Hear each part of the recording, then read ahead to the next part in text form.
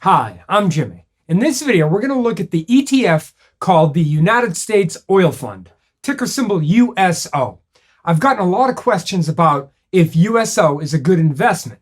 So we're first going to look at how the fund works, then we'll touch on their fees, and then dive into if it could be a good investment now that the oil market is at a crazy low price. So let's start with the basics of how the USO ETF is managed. The key question is investing in USO the same as investing in oil?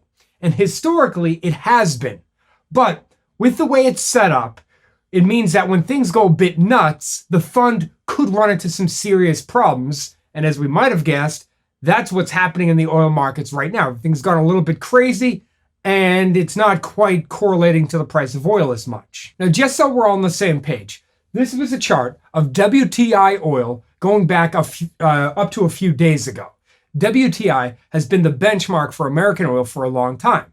So this is the spot price of oil. All spot price means is that it's the value today for a barrel of oil. So if we bought oil 2 days ago, this is the price we would have paid. That's when the negative price happened that everybody was talking about. But it's super important for us to recognize that the spot price is determined by looking at whatever the most current futures contract is right now. So the futures contract, in the case of oil, is a monthly contract and it has a set expiration date. This chart here is technically the May 2020 contract when the price went negative there. And we might ask, why May, not April, since we're actually in April right now? And that's because the oil in that contract must be delivered in May, so they call it the May contract. Either way, the contract expired on Tuesday, the day after this drop happened. So what happens next with the price of oil after the contract expires? Well, they simply reflect the next contract. In this case, the June of 2020 contract. So the spot price is simply representation of the current futures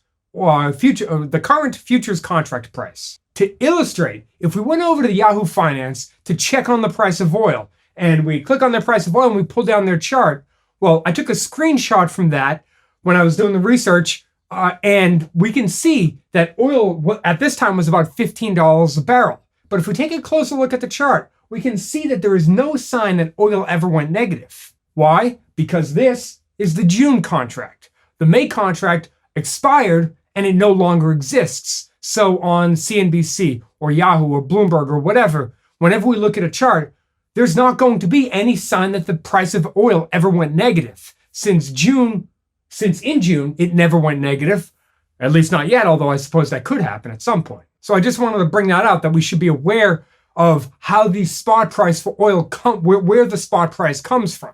Okay, now this brings us back to USO. So here's what's interesting about USO. So many investors look at USO as buying the spot price of oil, but technically it's not.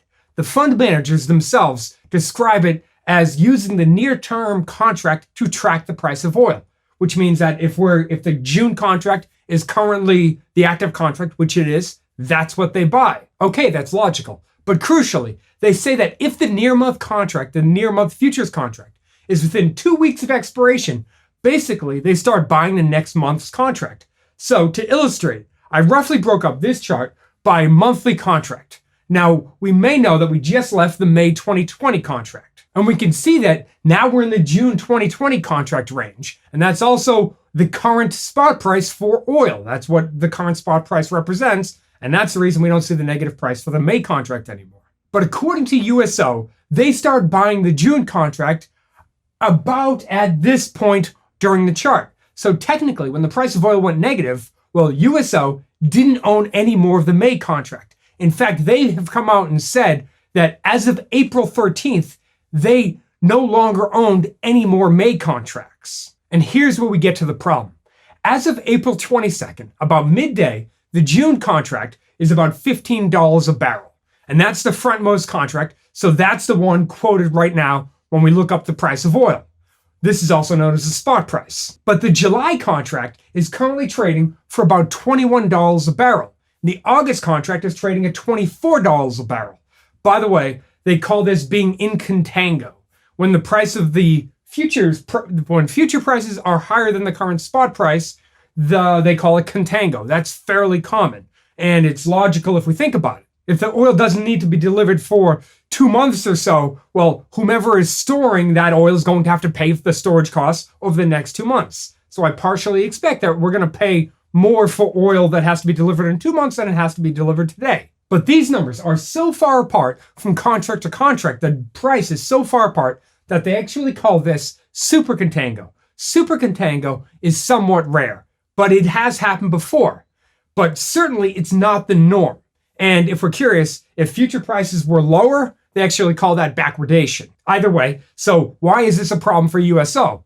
Well, let's imagine that the USO ETF had just $15 million in it. So at $15 a barrel, let's pretend they own 1 million barrels, right? Simple enough. Right now they own 1 million barrels. Now it's time for them to roll into the next contract. So they sell their $15. They sell each of their 1 million barrels for $15, and now they have to buy them for $21 a barrel. Now they don't have 1 million barrels anymore. In fact, they only have about 715,000 barrels. Now, what happens if the oil price in July starts to tumble? And let's pretend that drifts to $15 a barrel. And let's imagine that August drifts down to $20 a barrel. Well, now they do it again. They sell it for 15 and they buy the same oil, but significantly less because now they have to pay $20. Well, this is going to be a huge problem as long as the oil markets stay in super contango. And this is an unfortunate thing for many investors who have gotten into USO thinking that it's a good way to buy oil near what could be a low price, hoping it will bounce back and investors can make a few dollars. But now we know it doesn't really work this way during these very unusual times when the oil markets are in super contango. If the spread between these months was only 50 cents or even $1, fine, it doesn't go as noticed. Okay, now this brings us to their 72 basis point expense ratio that the ETF has, which that's going to impact its performance as well. Now this brings us to the investment side of USO. Is USO a good long-term investment? Clearly, short-term, it seems to be bad. In fact, just yesterday, I believe, I saw an example where the USO ETF was down while oil was up, which is the exact opposite of what many USO investors want to see happen. And that's at least partially due to the fact that in April, USO has been forced to change their rules to avoid liquidation of the fund, despite the fact that they have a few $1 billion in the fund. First, where they tried to own only the current month. They used to try to own 100% of the current month of oil futures. Then they switched that to now they're able to own mostly the current month, but they can also own some of the next month. I've even seen that they got a little bit of the following month as well to try to avoid some of the rollover risk. And they're allowed to play with the weights of which months that they own based on the situation.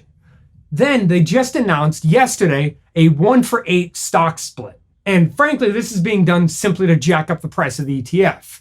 From less than $3 a share, when I saw it yesterday, I believe it was about $2.50, but it doesn't change anything fundamentally. So if we were to own, let's say we owned 8 shares, well, they basically take those 8 shares worth $2.50, they give us back 1 share worth $20. So fundamentally, it's the same thing. But I suppose a $20 ETF looks more reputable than a $3 ETF.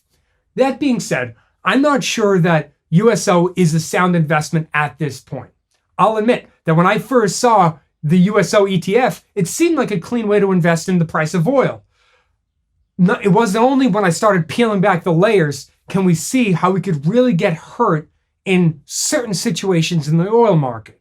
So this is sort of the perfect storm for oil, and USO is on the bad end of this. Now let's imagine that oil turns higher and heads to $30 or $40 a barrel. Well, I'm assuming that USO will recover a decent amount. But if that's what we're after, I think it makes more sense. It only makes sense to invest in USO if we're long-term investors and we can handle the possibility of a very crazy ride along the way. Now, this is actually the first ETF that I've analyzed on the channel.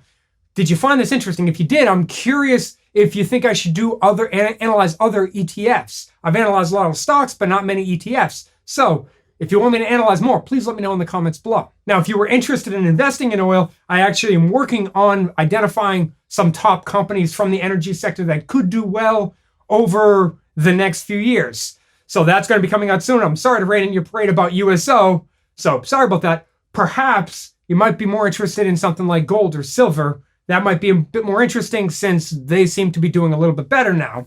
And if you're curious, I actually did a video where I analyzed gold versus silver as investments. So if you're curious, perhaps that could be a good next video for you to watch. And I want to thank you so much for sticking with me all the way to the end of the video. I really appreciate it. Thanks, and I'll see you in the next video.